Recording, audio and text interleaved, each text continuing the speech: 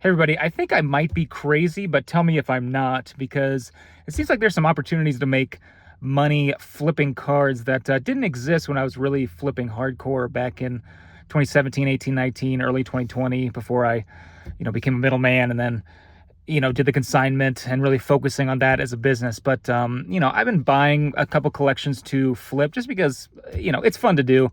And, I have some time to do it. But a few of the things just puzzle me, and it didn't exist 5 years ago, and it seems like really easy money. But maybe you guys in the comments have done this before, and you're like, no, it doesn't work because of X, Y, Z. Just want to put it out there and see what you guys think. So it's three things that I've noticed just right off the top of my head in the past, week of really kind of doing a little small deep dive. Small, it's not too deep. Don't really have that much time to look into it, but it just seems very easy. So the first thing is that CGC and PSA, it seems like, to me at least, there's one opportunity is that these highly liquid, like alt art cards that get PSA 9s. This is just the PSA play. I don't even know about CGC. It might be that as well, but a lot of people grade with PSA these alt art cards, and they're worth a lot of money. So the margin is pretty big if you can do this, but it's like, whatever, a sightseer, right? Goes for $1,200 in PSA 10, $600 something in PSA 9.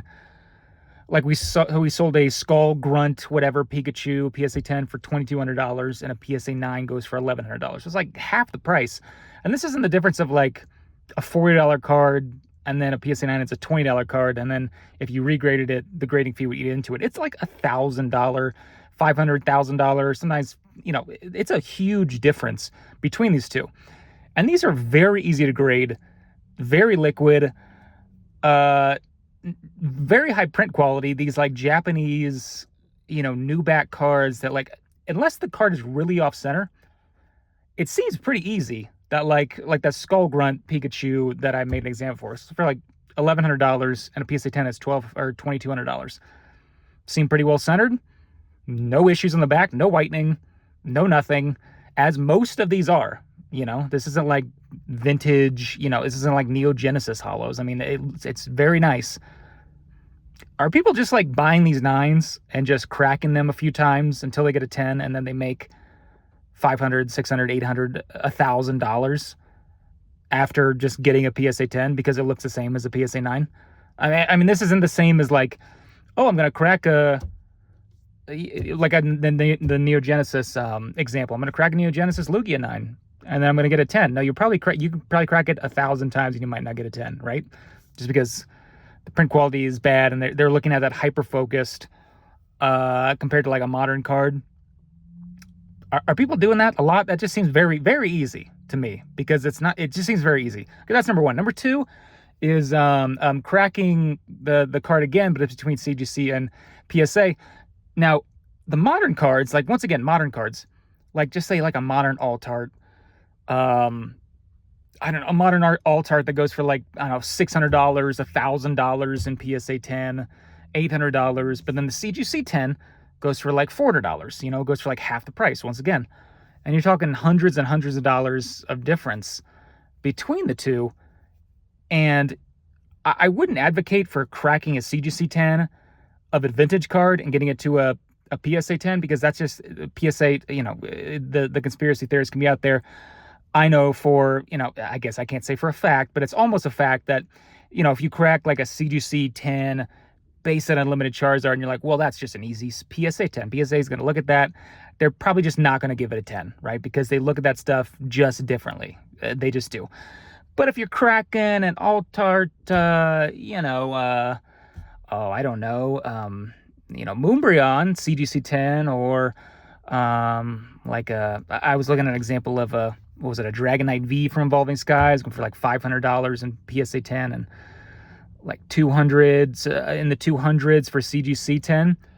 They're looking at CGC 10 looks exactly the same as a PSA 10, and they're not going to scrutinize that like way harder. So you just get the CGC 10 for half the price. You crack it open, submit it to PSA, and you're probably going to get a PSA 10, which is worth double the price, right? I mean, it's much different for vintage because they're going to look at it a lot closer, and they, it's just not the same. Once again, conspiracy theorists can come out there and say it is. They look at each card exactly the same. They don't. But like one of these highly liquid cards that are going for way higher, and they have high print quality, and you know what I mean. That just seems like a very, once again, is that not super easy? I don't know. Just seems super easy. This last one is going away, but I had done it, and I was like, man, why am I doing this more? And now that eBay Vault is leaving, but you still have probably like a month or two. I don't know how long they're going to take to transition to PSA Vault, but it's crazy how many times like we see. I was watching like vendor point of view videos, right? You guys have seen those. They're extremely popular. They get tens of thousands, 100,000 views, right? On the videos of people buying and selling, trading in person. This is not just buying and selling in person, but this is if you're like on Facebook Marketplace, or you're buying off Instagram or anything off of eBay, and you're buying this stuff. If you offer like, I'm going to pay 80% of comps, you're probably going to get a lot of bites. If you say like, I'm going to pay like 85% of comps, which is basically like eBay fees, and you're paying the market minus eBay fees, a lot of people are just going to sell you their stuff very easily, and you're going to buy a lot of stuff at 15% off market. And I'm not talking about buying stuff that doesn't sell very quickly and stuff that might sit for a while. I'm talking highly liquid, immediate stuff that could sell very easily at market. Let's just say, once again, the Moonbryon example, right? Let's say the market is, I don't know, $1,200. And you're like, oh, I'm paying minus 15%, so $1,200. So you just don't have to deal with, all that, you guys know the jargon that they deal with. But you pay 15% off of something you could sell immediately on eBay. You ship it to the PSA Vault. PSA Vault fees are $0. Then you sell it for the market price, or you even undercut the market by like, I don't know, $50. I mean, you have margin. And you sell it like literally within an hour. I did that. Did a few of those flips, buying Moonbryons for like $850. And then, well, I was lucky because they rose in price even more, but listed them in the vault and sold them all within an hour. Why didn't a lot of people do that? It's just so many of these point of view videos, these like vendor sales, and seeing these things are like, I pay 80%, or I pay 85 or 75% or 70% trade. And it's like, hey, why don't you just get 100% and just list it on the, I don't know. It doesn't really, it's just crazy. So these all things, the eBay Vault didn't exist in like 2019 when I was really deep into it. CGC didn't, I don't think CGC existed in 2019. They might have it, or they were just literally just starting. So that play didn't exist. And then the PS, we didn't have highly liquid cards that were worth thousands of dollars modern, most of it was just vintage stuff or stuff that didn't move that quickly.